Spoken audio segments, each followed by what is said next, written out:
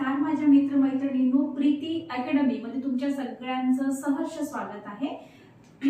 मागील व्हिडिओमध्ये आपण क्रमन्वित अध्ययन म्हणजे प्रोग्राम लर्निंग याबद्दल समजलं आहोत, याबद्दल बघितलं होतं। यामध्ये आपण बघितलं होतं की त्यांच्या व्याख्या, त्यानंतर प्रकार, त्यानंतर त्यांचे वैशिष्ट्ये आणि त्यांचं मर्यादा आणि त्यांच्या फायदे हे सगळं आपण क्रमन्वित अध्ययनाचं प्रोग्राम लर्निंगचं आपण बघितलं होतं। आता या व्हिडिओमध्ये आपण काय करणार आहोत, प्रायोगिक पद्धत मानसशास्त्राच्या ज्या संशोधन पद्धती असतात ना त्यातली प्रायोगिक पद्धत आपण ती याच्यासाठी बघत आहे, कारण की या प्रायोगिक पद्धतीवरचा प्रश्न हा मला टीईटी पेपर मध्ये दिसला होता, टीईटी मध्ये, त्याच्यामुळे मी हा टॉपिक घेतलेला आहे। ओके, चला सुरू करूया। प्रायोगिक पद्धत बघा, वैज्ञानिक दृष्टिकोनानुसार प्रत्येक गोष्ट घडते, त्यामुळे काहीतरी कोणतेतरी कारण असते आणि दोन घटकांमधील कार्यकारक संबंध शोधण्यासाठी शास्त्रामध्ये प्रयोगाची आवश्यकता ही भासते। शास्त्रामध्ये, कारण की प्रत्येक गोष्ट जी घडते तिला काही ना काही कारण असते, त्याच्याशिवाय ती गोष्ट घडत नाही। आपण आता अभ्यास करतो, का करतो? कारण की आपल्याला नोकरी भेटली पाहिजे, चांगले मार्क्स पडले पाहिजे, नोकरी भेटली पाहिजे, एखादी सरकारी नोकरी आपल्याला भेटली पाहिजे का, है ना। आपण टीईटीचा अभ्यास करतो, कशासाठी करतो आपण, की भाई आपण टेट एक्झाम देण्यासाठी आपण पात्र असलो पाहिजे, पात्र झालो पाहिजे, त्यासाठी आपण टीईटीचा अभ्यास करतो, सगळं झालं। तर बघा, मग आता असं त्यांनी म्हटलं की भाई वैज्ञानिक दृष्टिकोनानुसार सुद्धा काय असते की प्रत्येक गोष्ट जी घडते त्यामध्ये काही ना काही कारणे असते। मग आता दोन घटकांमधील कार्यकारक संबंध शोधण्यासाठी शास्त्रामध्ये ही प्रयोगाची आवश्यकता असते, की दोन घटकांमध्ये कार्यकारक काय हे आहे तर त्याच्यासाठी प्रयोगाची आवश्यकता असते। मग आता प्रयोगाची व्याख्या काय, नियंत्रित वातावरणात केलेले निरीक्षण म्हणजे तुमचं प्रयोग। प्रयोगाची व्याख्या काय की नियंत्रित वातावरणात केलेले निरीक्षण म्हणजे तुमचा प्रयोग। उद्दीपक आणि प्रतिक्रिया यातील कार्यकारण संबंध प्रस्थापित करण्यासाठी या पद्धतीचा उपयोग हा केला जातो।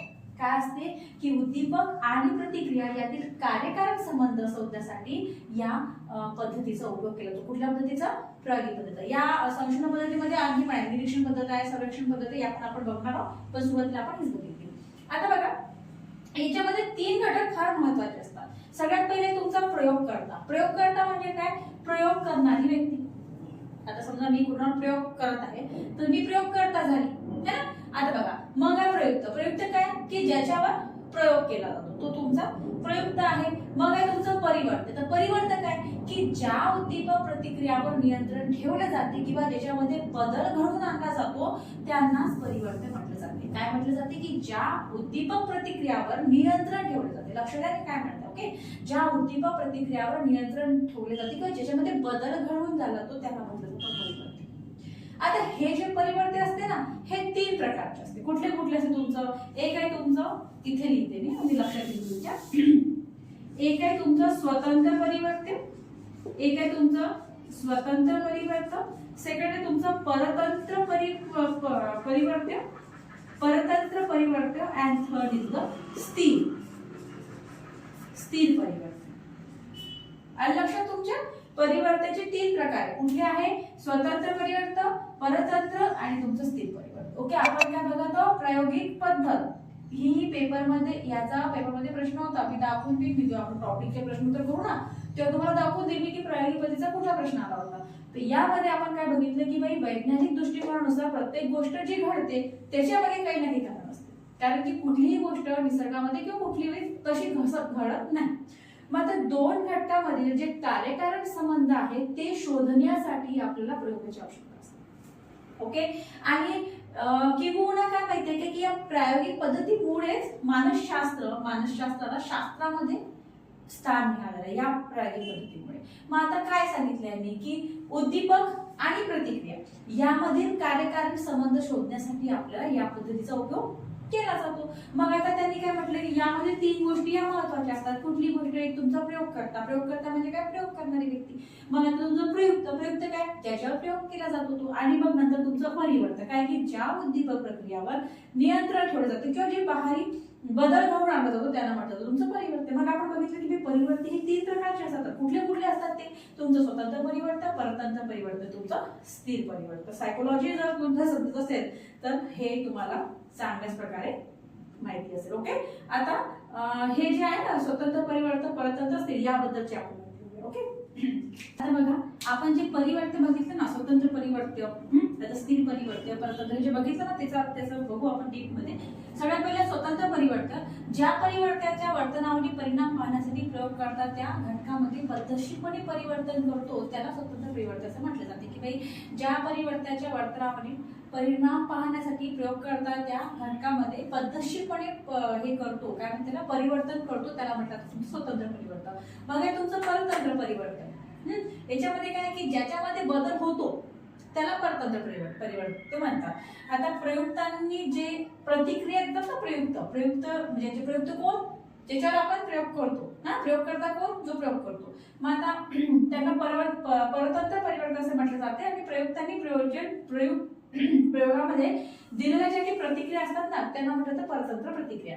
आता ही स्थिर परिवर्तन, मग ज्या घटकाचा त्यावर परिणाम होतो त्याला स्थिर परिवर्तन म्हटलं. कुठल्यानं, तुमचं वय आहे प्रयुक्ताचं, त्याच्यानंतर बुद्धिमत्ता आहे, लिंग, ह्या सगळ्याचा काय होते की त्याच्यावर परिणाम होत जातो. ओके, हे झालं. आता बघा टप्पे कुठले आहे. सगळ्यात पहिले समस्या. आता समस्या काय आहे की बाई कुठली समस्या, कुठला काय प्रॉब्लेम आहे त्याच्यासाठी ते केला जाते ना. आता असं बघा याच्यामध्ये एखादी समस्या आहे की झोपेचा काय परिणाम होतो. झोप जे येतात ना आपली झोप जी येते, झोप जर पूर्ण झाली नाही तर मग काय परिणाम होऊ शकतो तुमच्या याच्यावर. जे काही तुम्हाला जे काही काम दिलेलं आहे, किंवा विद्यार्थी आहे समजा, आता 10 विद्यार्थी आहे तर 5-5 विद्यार्थ्यांचा ग्रुप केला जातो समजा, आणि त्याच्यावर झोपेचा काय परिणाम होतो. म्हणजे एकाला समजा पूर्ण रात्रभर पूर्ण त्याला झोपायला लावलं, पूर्ण विश्रांती दिली, दुसऱ्या ग्रुपला तेवढी विश्रांती दिली नाही. ओके, त्यांना वेळपर्यंत जागवलं. ओके, त्याच्यानंतर त्यांना झोपवलं. त्याच्यानंतर दुसऱ्या दिवशी त्यांना टास्क दिला, दोन्ही ग्रुपला दुसऱ्या दिवशी टास्क देण्यात आला. मला टास्क दिल्यानंतर त्याच्या लक्षात आलं की बाई जो ग्रुप जास्त प्रमाणात झोपला होता, ज्याला पुरेशी झोप मिळाली, तो ग्रुप जास्त चांगल्या प्रकारे परफॉर्म करू शकला. परंतु ज्याला पूर्ण झोप मिळाली नाही, ओके, पूर्ण विश्रांती मिळाली, तो परफॉर्म चांगला करू शकला नाही. ओके, तर हे आहे आपला म्हणजे अशा प्रकारे प्रयोग असतो तो. मग आता ही समस्या, कुठली समस्या आहे ते पहा. ओके, त्यानंतर हे अभिगम प्रस्तुत करणे.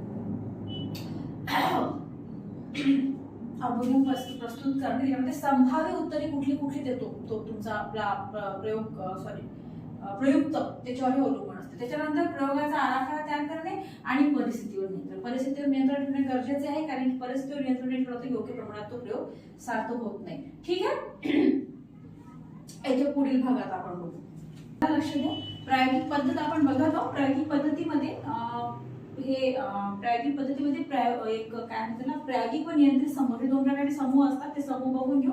प्रायोगिक समूह बघा, प्रयुक्ताच्या ज्या समूहाला स्वतंत्र परिवर्तन सादर केले जाते त्याला प्रायोगिक समूह असे म्हटले जाते. ज्याला म्हणजे स्वतंत्र परिवर्तन सादर केलं त्याला प्रायोगिक समूह असे म्हटले जाते.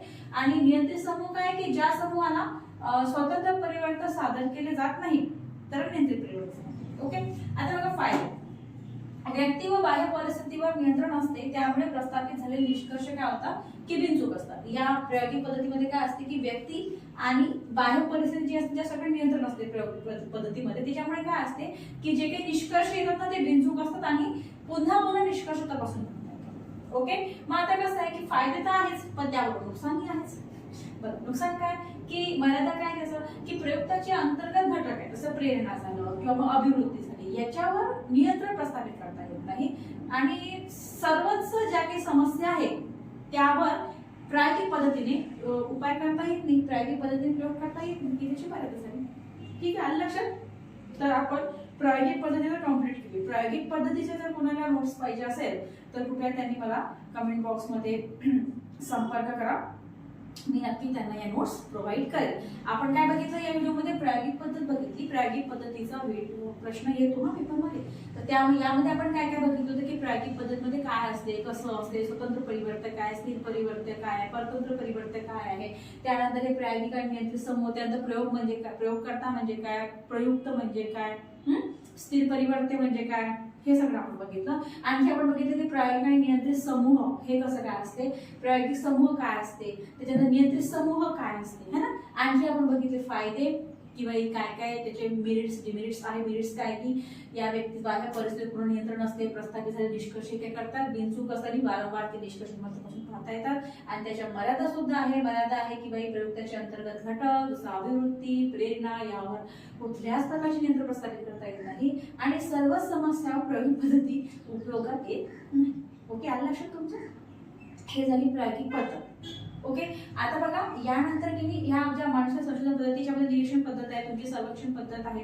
ओके, ऑब्झर्वेशन मेथड वगैरे यामध्ये आहे. पूर्ण ह्या पूर्ण आपण एक एक पद्धती आता आपण बघू. आज प्रायोगिक पद्धत झाली, नेक्स्ट लेक्चरला आपण मग निरीक्षण पद्धत, त्यानंतर सर्वेक्षण पद्धत असं आपण बघूया. ओके, ठीक आहे, मग या व्हिडिओमध्ये एवढंच. थँक्यू.